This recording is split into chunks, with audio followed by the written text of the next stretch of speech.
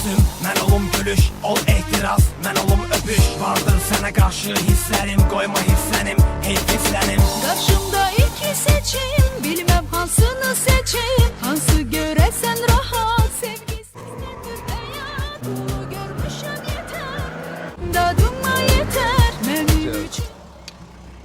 Ay salam Mələkə. Gəl görək. Bayaqdan səni gözləyirəm. Nə tərsən, nə var, nə yox? Nə var, nə yox? Oldu bilərik ki, bu çox işləməz. Qız eşitməsin, hə. Buyur. Hər şey danışdığımız kimi olacaq da, ha? Bax, qaqa, mən sənə yenə də bir ətraflı də başa salım. Bax, də, hə. bizdə onsuz da Luboy maşını, ili 90-cı ildən yuxarı Luboy maşını gəlib 20 dəqiqə kreditə düşür, pul götürür. Ay sağ ol. Pulu bu ay götürüb gələn aydan ödəyir. İndi sən də pulu indi götürəsən, bir də gələn aydan xırda-xırda ödəyəsən. Nömrə dəyişmir, maşın özündə qalır. Yox, qəti sürətdə. Hə, buna baxıyor, sən özün bahalı qalik sürürsən. Neyinirsən, ne pulu? Mən sana bir şey deyim də. Bu qalemə gün görsən, bu 100-ə bir 30-40 benzin yandırır. 95. Bilirəm, Onun içindəkini görsən, hə. o bu qalemə gündən rasxotdadır, Sən qarbaş. də. Çatdıra bilmirəm, aralana da bilmirəm, nağar.